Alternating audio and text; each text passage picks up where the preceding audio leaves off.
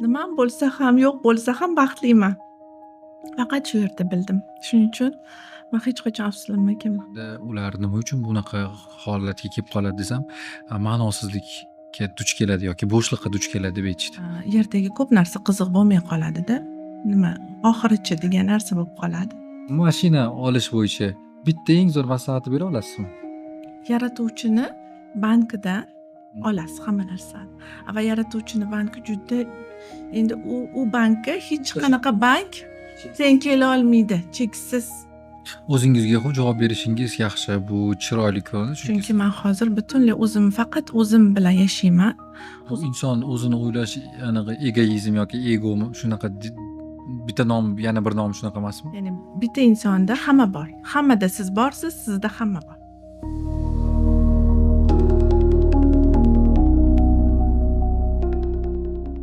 Assalomu alaykum taraflar.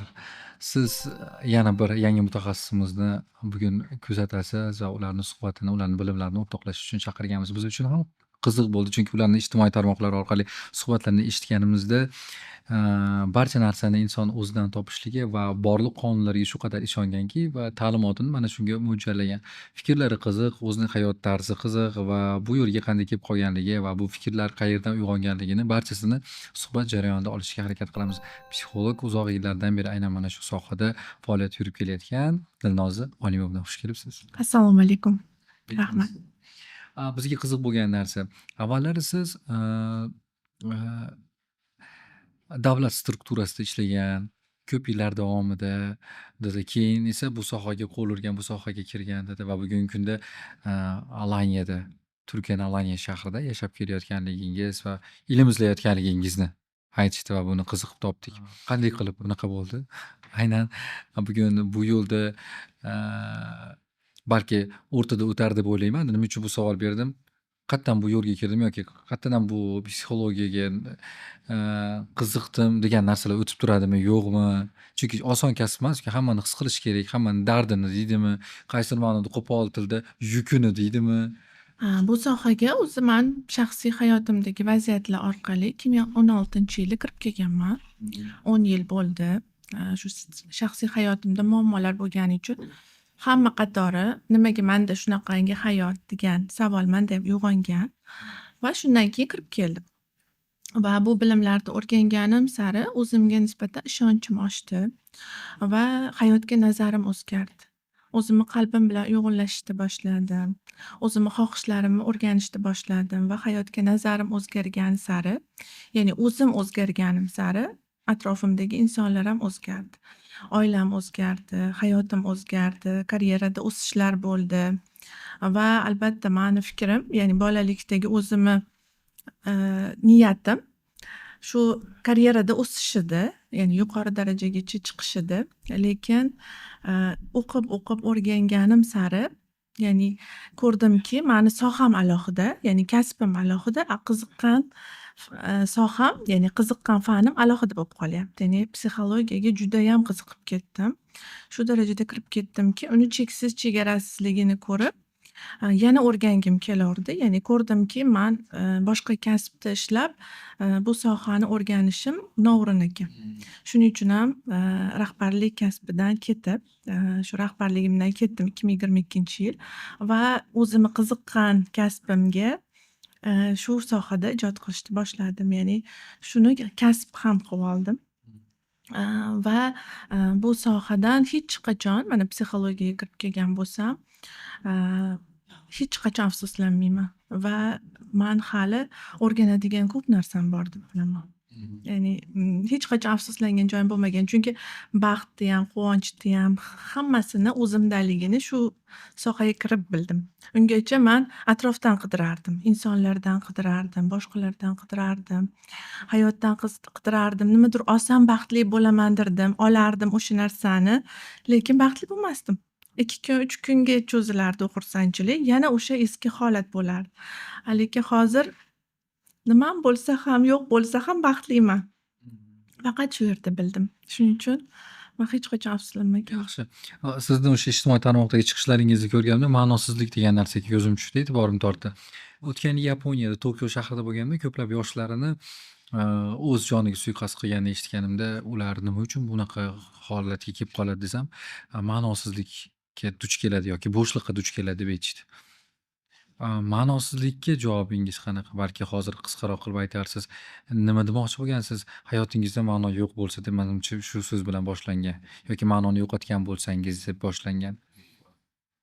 Yaponiya judayam yetishgan davlatlar. Masalan, top 10 talikni 2-3 o'rinda bo'lishi mumkin. Nima deb o'ylaysiz? Yaponiyada siz bilimingizdagi bilim yo'qmi? Bugun haligacha u yerni yoshlari ma'nosizlikka duch kelayotgan bo'lsa, bu qiziq. Shunaqa narsa etap borki, sizni rivojingizni ham yuqori etaplari borda. Ya'ni, mana shu yerdagi rivoj tugaganda uyg'onish kerak bo'ladi. Ruhiyat ilmi bilan, ruhiyati bilan ulanish kerak bo'ladida. Aynan uyg'onish va qalbi ochilish vaqti kelganda ma'nosizlik bo'lib qoladi va mana shunda, ilm bilan, ya'ni ruhiyati bilan ishlab o'tib olish kerak. Unda endi yuqori darajaga chiqib ketish, ongni yuqori darajalariga o'tib ketish bo'ladi. Yerdagi ko'p narsa qiziq bo'lmay qoladida. Nima, oxirichi degan narsa bo'lib qoladi. Shuning uchun ham, ma'nosizlik bo'ladi. Aynan bu hammada ham bo'lmaydi. Aynan o'sha, darajaga yetganda, ya'ni yakunlaganda. Bunga qanday yechim bergansiz? Albatta o'zi bilan ishlash kerak. Bu holatda darhol ruhiyati bilan ishlash kerak. Yuqori vibratsiyali musiqalar, mantralar eshitish kerak va har qanaqangi mana muqaddas kitoblarda, mana Qur'oni Karimda, oyatlarida eshitsa bo'ladi. Darhol o'zi bilan ulangan holda, ilohiylikka, ya'ni yuqoriga sevgisi uyg'onishni boshlaydi va ya'ni ma'noni yuqoridan, ya'ni, yaratuvchiga bo'lgan muhabbat bilan uyg'unlashtiradi. Mana shu orqali bo'shliqdan uzoqlashadimi, chiqib ketadi deysizmi? Qancha davom etadi bundan chiqib ketish? Masalan, qanchada chiqib keta oladi? Chiqib ketish, 1 yilgacha davom etadi. Ya'ni qattiq o'zini ustida ishlasa, agar 3 oydan 1 yilgacha davom etadi. O'zlikka qaytish degan jumlani nima uchun ishlatgansiz? O'zlikka qaytish bu o'zini anglash, o'zini his qilish, ichki xotirjamlik, o'zi bilan ulanish. Ya'ni, atrofdan emas, hech narsa atrofda yo'q. Atrofni biz o'zgartirganimiz bilan birini o'zgartirsak, biri keladi. O'zimizni o'zgartirsak esa, o'zimizga qaytsak, biz ya'ni markazda bo'lsak, har doim vaziyatlar biz xohlaganimizdaqa bo'ladi. Dilnoza, nima deb o'ylaysiz? Agar foizlarga bo'ladigan bo'lsa, necha foizga o'zlikka qaytgansiz siz? Foizlarga bo'ladigan bo'lsa, 80% ga qaytganman. Chunki men hozir butunlay faqat o'zim bilan yashayman. O'zimni xohishlarim bilan, o'zimni qalbimdagi har bitta qalb xohishim bilan yashayman. Bu inson o'zini o'ylash, anaqa egoizm yoki egomi? Shunaqa bitta nom, yana bir nomi shunaqa emasmi? Ya'ni, kimdirlar egoistlik, ya'ni egoizm deb o'ylaydi. Faqat o'zini o'ylaydi deb o'ylaydi, lekin aslida o'ziga qaytgan inson, atrofiga shu qadar muhabbat beradiki, atrof dunyolari sevgi bilan, ya'ni baxt bilan to'ladi. Farzandlari ham, oilasi ham, ota-onasi ham, har bitta, hattoki ajdodgacha ta'sir qiladi. Bu ajdod avlod darajasida ta'sir qiladi. Ya'ni o'tmishda ham shunaqa insonlar o'tgan, faqat o'zi bilan ishlagan, ya'ni hattoki shunaqa ilm izlab, boshqa davlatlarga ketishgan. Ota-onalari, yaqinlari bilan ko'rishmagan uzoq yillar, 12 yil, 20 yillar avliyolarni qo'lida, ya'ni pirlarni qo'lida o'qishganda, va qaytishganda shu darajada o'zgarganki, men shunaqangi o'zimni yaqin insonim bor. 7 shu pirda o'qigan, 7-chi ajdodi va o'sha pir duo qilgan. 7 avloding kambag'allik nima bilmasin deb duo qilgan va hozirgacha mana shu rostdan ham birorta qarindoshida, ya'ni birortasida, ya'ni kambag'al insonlar yo'q. Bo'ladi-yu shunaqangi avlodlar, ya'ni ajdodlar. Butun oila shunaqa, ya'ni amakilar, xolalar, ammalar, ya'ni shunaqa ta'sir qiladi bu narsa. Ya'ni faqat o'ziga bo'lmaydi-da. U bitta inson shu roddan, ya'ni ajdoddan bitta inson hamma uchun ishlaydi. Hozir aytib bera olasiz? Masalan, o'sha misol keltirib, masalan, mana bunaqa qilib shunga erishsa bo'ladi yoki erishish yo'li, masalan, nima 7 yil yoki 10 yil shuni orqasidan o'rganish yoki shuni rizmida bo'lish shartmi? Endi turli xil ilmlar bor, ya'ni turli xil yo'nalishlar bor. Yo'nalishlar har xil. Masalan, din tomonidan ketish mumkin, mana diniy nimadan borish, misol uchun juda ko'p diniy ulamolarni misol qilib keltirish mumkin bu bo'yicha. Yoki bo'lmasam, masalan, gurular bilsangiz agar mana shu ashramlarda uzoq yillar, 15 yillab meditatsiyalar orqali uyg'onishadi. Ya'ni odamlar shu ma'nosizlikka uchraydi va hech narsa qiziq bo'lmay qoladi. Uylarini hammasini tashlab ashramlarga borib uyg'onishadi. Undan tashqari uyg'onish ilmlari hozir juda mana yangi ilmlar kirib kelyapti. Kosmik bilimlar, har xil ilmlar. Ya'ni hamma o'ziga tushganini, o'zini ruhi tanlaganini tanlab uyg'onsa bo'ladi. Va mana shu narsada, ya'ni ishlagan sari o'zi va ajdod darajasida tozalovlar ketaveradi. O'zingizga javob berishingiz yaxshi. Bu chiroyli ko'rinadi, chunki siz o'zingizni his qilasiz, lekin avlod yoki ajdod darajasida tozalayotganingiz hissi qayerdan uyg'onadi? Hissi qayerdan uyg'onadi? Siz qanchalik, ya'ni inson o'zini ustida ishlagan sari, inson shunaqa yumshagan sari, chastota vibratsiyalar ko'tarilgan sari butun ajdodda ham o'zgarishlar bo'laveradi. Ya'ni misol uchun ajdod qiyinchilikda yashab turadi. Puli ham yo'q edi. Oilalar nima edi, ya'ni kelishmovchiliklar juda ko'p edi, janjallar ko'p edi. Shu janjallar yo'q bo'lib qoladi o'z-o'zidan, sekin-sekin ajdodda va hammada rivojlanish boshlanadi. Hamma ilm olishni xohlab qoladi. Pullarda yaxshi rivoj bo'ladi, ya'ni moddiyatdagi. Agar sog'liqda ham ba'zi ajdodlar, ya'ni ba'zi bir oilalarda shunaqaki ajdod darajasi sog'liqda muammolar bo'ladi. Mana shu narsa ham to'g'rilanadi. Hamma sog'ayishni boshlaydi va mana shunaqa qattiq kasalliklar bo'lmaslikni boshlaydi. Ya'ni ko'rinadi, o'zi shunaqa rivojlanishdan ko'rinadi. Mehr uyg'onadi, sevgi uyg'onadi, kelishmovchiliklar yo'q bo'lib qoladi. Shuncha yillar yurib, buni oxiriga borganingizda yana umuman bo'shliqni o'zida paydo bo'lib qolsangiz nima bo'ladi? O'zi bo'shliq oxiri. Ya'ni shunaqa bo'shliqki, siz butun olamlarda, butun dunyolarda siz bo'lib qolasizda. Ya'ni hamma narsa siz ichingizda. Sizdan alohida hech narsa yo'q. Shu qadar bo'ladiki, ya'ni butun koinot siz bilan, ya'ni butun borliq hammasi sizni ichingizda bo'lib qoladi. Ya'ni qidirmaslik kerakda. Ya'ni qidirganingiz sari u sizni ichingizdaligini bilasiz. Alkimyogar kitobini o'qigansizmi? Yo'q, o'qimaganman. Alkimyogar ham shu xazina qidirmasidan ketgan bo'yicha oxiri biladi hamma narsa o'zini ichida ekanligini. Masalan, oxiri shunaqa kitob mazmuni, mohiyati. Xuddi shuni aytmoqdasiz masalan. Va qiziq. Va sizda bir ikkita praktikalar deb gapirgansiz. Uy, mashina yoki nimadirlar xarid qilish, uni tortib olish yo boshqa. Bugun juda ham bu haqida ilmlar va versiyalar, variantlar ko'p. Bilasiz, ijtimoiy tarmoqda 50 ta biz agar mutaxassis deb bilsak, agar mutaxassis yoki mutaxassis deb bilmasa ham kimlardir bu haqida gapira oladi. Va siz aytgansizki, buni hammasini o'zim sinab ko'rganman degansiz. Yo bo'lmasa mani boshimdan o'tganmi degansiz. Ko'rdingizmi qanchalar siz o'rganibman. Tushunsangiz bo'ladi bunda. Qiziq narsa-da. Mana shu obyektivkani orqasida mana bitta shogird bolam o'tiribdi. Mana shu bolamga mashina olish bo'yicha bitta eng zo'r maslahatni bera olasizmi? Va buni men hayotim davomida kuzatib turaman, chunki har doim meni yonimda u. Men o'zim mana shu Instagramda berganman texnika 12 varaqli daftarga yozish bo'yicha. Aynan shuni o'zim 2018-yilda qo'llaganman. 2018-yilda yoqib qolgan avtomashina va men mana shu texnikani qo'llaganimdan keyin 1 oydan keyin menga kirib kelgan shu avtomashina. 100%, ya'ni o'zim qo'llaganim berganman, boshqada ishlatganim bermaganman. Endi nima deb o'ylaysiz Dilnoza? Bu qo'llaganingiz, xo'p, bo'ldi. Bunga ta'sir qilar ekanmi? Albatta, ta'sir qiladi. Ya'ni o'ziga ishonish kerak. Avvalambor ishonch va bu narsaga shunaqa narsalar borki, hattoki orzu qilgani qo'rqamizda. Orzu qilsak bo'lmasa-chi deb o'ylaymiz. Orzu tekin-ku. Orzu qilish mumkin, faqatgina ishonish mumkin. Ishonish kerak, ya'ni ishonch shunaqa narsaki, siz yaratuvchini bankidan olasiz hamma narsani. Va yaratuvchini banki juda endi u bankka hech qanaqa bank teng kela olmaydi. Cheksiz ya'ni mana shu aytilinadi-yu o'zi nima 18,000 olam yaratilingan. Ya'ni 18,000 olamni yaratgan.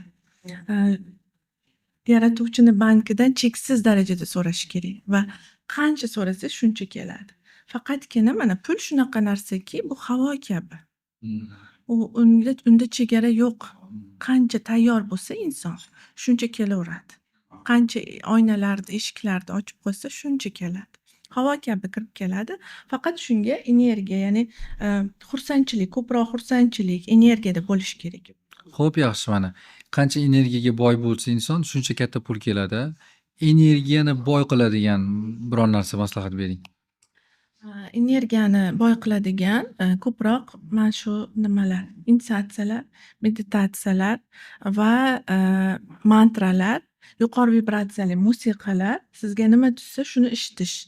Ko'proq eshitish kerak va ko'proq xursandchilikka, ya'ni xursandchilik qilish kerak.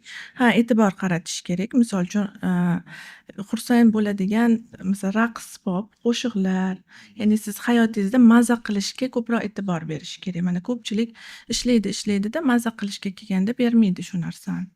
Undan ko'ra bu narsani olib qo'ying, mana bu narsani olib qo'ying deydi. Mana sayohatlar juda katta energiya beradi. Bitta sayohatga chiqib keldingiz, o'sha sayohatga ketgan pulingiz 4 baravarini topasiz. Keladi shu pul. Bitta o'zingizga maza qilishga berdingiz, ya'ni aynan maza qilish qanaqa? Masalan, tungi klublar, nimadirlar emas.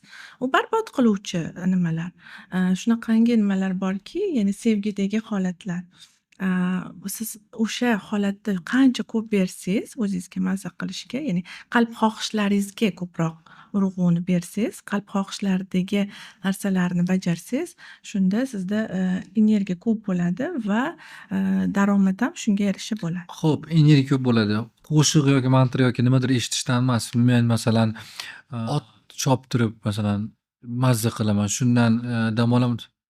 Masalan bo'ladimi? Ya'ni faqat eshitish bilan bog'lamas. Ya'ni masalan suzib mazza qilish mumkin. Bu ham zo'r sport, juda muhim. O'yladimki, energiya o'tiruvchi faqat nimadir eshitish kerak, quloq band bo'lish kerak. Yo'q, endi bu ruhiyat bilanda sport tanani rivojlantiradi. Ruhiyat, tana, qalb uyg'unligi bo'lsa, juda katta rivoj bo'ladi. Shunda bugun kam pul topyapman, pul yaxshi kelmayapti deyotganlar o'sha ruhiyat, qalb, jism bo'ladigan bo'lsa, shu qaysining biridadir balansini to'g'rilay olmayotganlar deya olasizmi? Balans to'g'rilanmayap turganlar yoki bo'lmasa masalan ba'zida shunaqa bo'ladi, ruhiy ilmlar bilan shug'ullanadiganlarda pul yo'q bo'lib qoladi. Faqatgina ongiga qaratvoradi. Hamma e'tiborni ongni kengaytirish, ongni yuqori o'lchamlarga chiqarishga qaratvoradida va yer bilan ulana olmay qoladi. Yerdagi harakatlarni bajarishmaydi. Shuning uchun yer bilan ulash kerak. Bu holatda yer bilan ulanganda agar masalan inson ongini kengaytiryapti va yerda harakat qilyapti, shu bo'yicha xizmat qilyapti. Hozir mana endi bundan buyog'iga qanaqa insonlarga pul berilinadi? Xizmat qilmoqchi bo'lgan insonlarga, ya'ni yerga xizmat qilmoqchi bo'lgan insonlarga. Yer kim? Insonlar. Insonlarga qanchalik yaxshi ya'ni ularni sevgiga ochish, qalbini ochish, ularga faqat xizmat qilish, sevgida xizmat qiluvchi insonlarda pul ko'p bo'ladi. Ya'ni maqsadlari katta, rejalari katta. Ular hammasi yaxshilikka bo'lishi kerak. Agar barbod qiluvchi aspektlar bo'lsa, unda pul bo'lmaydi. Xo'p, qarang, meni yana qiziqtiryapti, savollarim bor. Siz bugun berayotgan bilimlaringizni qaysi biriga ko'proq urg'u berasiz va sizga nima o'rganish uchun keladi yoki sizga ko'proq qanday savollar bilan murojaat qiladi? Shu qiziq. Menga shu munosabat, pul, sog'liq va o'zidagi ichki xotirjamlik ko'proq kelishadi. Va mana shu savollarga biz yechim topamiz. Albatta yechim olib ketishadi. Ya'ni Hammaga birda yechim bersangiz bo'lmaydimi? bo'ladi. Bo'ladi. Masalan, hammaga tushadigan yechim bor. Mana shunaqa yechim bor. Hammaga tushadi. Bu odam tanlab o'tirmaydi. Ayol yoki yosh tanlamaydi deya olasizmi? Bunaqalar ham bor, ya'ni umumiy, lekin aynan masalan mana misol uchun aynan juda muammoli vaziyatga tushib qoldi inson. Uning uchun o'sha sog'liqda muammo bo'lib qoldi. Aynan sog'lig'i bilan ishlashi kerak. O'sha sog'lig'idagi o'y-xayollar. Aslida umumiy hammaga agar bitta yechim bo'ladigan bo'lsa, har qanaqa muammoga yechim bo'ladigan bo'lsa, bu har qanaqa muammo o'ziga qaytish uchun beriladi.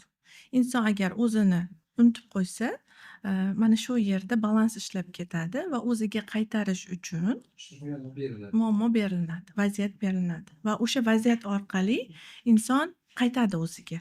Misol uchun mana farzandi kasal bo'lib qolgan inson, u xohlagancha barbod qilish bo'yicha barbod qilib yuradi insonlarni. Mana qayerdadir haqoratli so'zlar bilan kamsitib yoki mana shu pul topishda ham barbod qiluvchi aspektlardan topyapti. Odida birdan farzandi kasal bo'lib qoldi va o'tirdida duo qilishni boshladi, yig'lashni boshladi. Men tushundim, hammasini tushundim.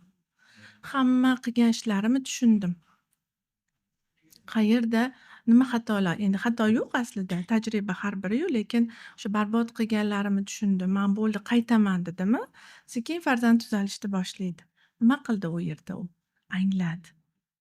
Anglab o'ziga qaytdi. Xuddiki tavba qildi degandek gunohlariga. Xuddi shunaqangi. Ya'ni mana shu uchun, ya'ni qanaqa vaziyat berilinsa, anglansa, vaziyat hal. Anglash uchun beriladi. Yuqorida men sizni tanishtirayotganda aytib o'tdimda, uzoq yillardan beri dedim, Turkiyada Alayna shahrida yashab kelib, u yerda ham shu ilm orqasidan yashab kelasizda, to'g'rimi? Faoliyat olib borasiz. Xo'p, u yerda turib o'quvchilaringizgami yoki o'sha sizni kuzatayotganlarga onlayn tarzda dars berasizmi? Onlayn dars beraman. 18-iyun kuni siz e'lon beribsiz ijtimoiy tarmoqda. 18-iyul kuni nimaga e'lon berdingiz? Mana shu qiziq. Gruziya retriti bo'ladi, Aha. 10 kunlik. Aynan o'sha o'zlikka qaytish deb nomlangan. Mana shu qalbga qaytish, ichki xotirjamlik, ya'ni o'zini ochish, o'zini qalb xohishlarini ochish va mana shu o'ziga qaytish orqali munosabatlar, moliya, sog'liq, hamma savollarni hal qilish bo'yicha ishlaymiz birgalikda va har qanaqangi savollarga javob beramiz va u yerda o'sha meditatsiya, initiatsiyani kunda 5 soatda ishlaymiz. 5 soatdan dars bo'ladi. Aynan. Hammasini o'zim beraman. Konferensiya zal olganmiz. Ikkita joyda bo'lamiz, Batumida va Tbilisida 5 kunda. Ham sayohat, ham ilm, ham o'zini qalbi bilan uyg'unlashib, har bitta ishtirokchi juda katta vaziyatlarda, ya'ni juda katta qanaqangi muammolari bo'lsa hal qilib kelishadi. Yaxshi. Alaniyada shuncha go'zal joylar bor. Nima uchun siz yana boshqa lokatsiya tanladingiz? Masalan, Gruziya. Endi bu bizni 3-retritimiz. Chet davlatda bo'lib turgan aynan. Qolganlari O'zbekistonda bo'lgan. O'tgan yili, 1 yil oldin bundan Balida hamda Alaniyada qilganmiz. Endi bu yil Gruziyani tanladik. Keyin Trabzon hamda yana Alaniya retritlarimiz bor. Masalan, bitta retrit jarayonida nechta insonga masalan dars beriladi? Undan ortiq 20 ta, 30 ta har bitta o'zini ustida ishlamoqchi bo'lgan, ilm olmoqchi bo'lganlar kelishadi. Ya'ni osmondan olib bir nimalar deganimiz yo'q. Siz bilan chunki kuzatib chiqqanmiz, o'rganganmiz, boshqa qilganmiz. Mazza qilyapman sizlar bilan. Va men bizning yordamchilarimiz ham albatta sizni kuzatgan. O'rganishimiz jarayonida sizni tanqid qilishga ham harakat qilamiz. Sizni fikrlaringizni qo'llab-quvvatlashga ham harakat qilamiz. Ammo bizda bitta qonun bor. Insoniyatning rivoji uchun to'g'ri yo'lda tabiat, olam, qonun qoidalarini buzmagan holatda ilm qilayotgan, ilm izlayotgan insonlar tarafdorimiz. Chunki dunyoga keldikmi, rivojlanishimiz kerak. Xuddiki o'sha bizning muqaddas kitoblarimizda bordek, beshikdan to qabrgacha ilm izla degandek, aynan mana shu yo'ldamiz. Shuning uchun ham bizga hamohang bo'lsa, biz ham mazza qilib gaplashamiz. Agar qanaqadir o'zga sayyoralar haqida bizga gapiradigan bo'lsa, biz jamoamiz bilan bir-birimizga qarab qo'yishimiz mumkin bo'ladi. Qayerdan oldi? Chunki bizning ongimiz isbot talab qiladi. Shuning uchun. Va Dilnoza, bizda yana savollarimiz bor sizga. Retritlar bo'ladi, ilm izlaysiz, mana u joyda yashab yuribsiz. Xuddi bizni kabi ota-onangiz, qarindosh-urug'ingiz va yaqinlaringiz bor. Ularni e'tirozi asosan nimaga tug'iladi? Bor-ku, yoki e'tirozsiz yashayman ham deya olmaysiz. Bizga shu qiziq. Ularda qanday e'tirozlar ko'tariladi sizga nisbatan? Ularni e'tirozi ko'proq mana shu uzoq joyda yashashga bo'ladi, lekin ular qo'llab-quvvatlashadi. Mani har bitta xohishlarimni, istaklarimni, chunki bilishadi, har doim hammasi to'g'ri bo'lyapti va o'sish bo'lyap turganini ko'rishyapti. Ya'ni yildan yilga manda o'sish, yildan yilga mani o'zimni fikrlarimda, qarashlarimda o'zgarishlar bo'lyap turgani uchun ular mani har bitta qarorlarimni hurmat qilishadi va men ham ularnikini hurmat qilaman. Yaxshi.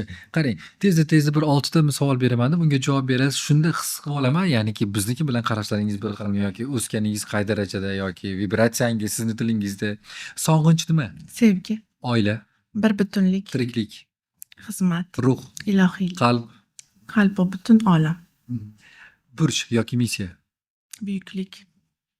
hasad, Hasad bu barbod qilish. ko'z yosh, Ko'z yosh bu hamma hissiyotni chiqarish. kambag'allik, Nima komfort zonadan chiqmaslik. pul. Qulaylik. Yaxshi. Buni montaj jarayonida biz beramiz sizga. Ya'niki bu qiziq savol-javob bo'ladi. Hozir jarayonda bilinmasligi mumkin. Chunki solishtiramiz. Biz har bitta kelgan ekspertimiz bilan suhbat qilayotgan paytda, ya'ni biznikiga to'g'ri kelishida emas asosiy gap. Ular qanday qaraydi biz qarayotgan narsalarga? Biz masalan bu narsaga bu tarafdan qarayotgan bo'lsak, siz boshqa tarafini ko'rayotgan bo'lishingiz mumkin. Biz uchun bu qiziq bo'ladi. Kenglik insonni ichida bo'ladimi yoki tashqarida bo'ladimi? Ichida. Masalan, qalbida bo'ladi kengligi. Butun ya'ni inson u butun borliq o'zi. Ya'ni siz hamma kenglik, butun borliq bu inson ichida. Ya'ni galaktika bitta inson, bitta galaktika demoqchisiz. Butun borliq bitta inson. Hamma narsa siz nima tasavvuringizda bo'lsa, hammasi shu ichingizda. Insoniyat ham shu bir butunlikda. Ya'ni bitta insonda hamma bor. Hammada siz borsiz, sizda hamma bor. Biz 50 daqiqadan ortiq siz bilan suhbatlashdik va haqingizda keraklicha biz o'zimizni kuzatuvchilarimizga asosan ma'lumotni berdik. Taraflar dasturiga xush kelibsiz aytadigan gaplaringiz bo'lsa marhamat aytishingiz mumkin. Vaqt qanday o'tganini sezmaganingizni his qilaman bu borada. Chunki imkon qadar sizni kuzatib, siz bilimlaringizga va o'rgatayotgan narsalaringizni tushunmaganlarimizni tushunishga harakat qildik. Va bu ilm yo'lida charchamasligingizni va bu ekologik, toza ilm va mana shu yo'lda bo'lyapman deb siz ishonayotgan bo'lsangiz, aynan mana shuni isbotini ko'rish bizga ham nasib etsin. Va bu safar biz O'zbekistonda kelasi safar sohil bo'ylarida, balki katta retritlarda, balki dunyoning narigi chetida, okean ortida ko'rishlik nasib etsin. Albatta. Nasib etadi. Biz tanlov qilsak, hammasi bo'ladi. Sizlarga omad tilayman. Rahmat. Juda maza qildim. Ya'ni suhbat juda ajoyib o'tdi. Rahmat, xush kelibsiz. Rahmat.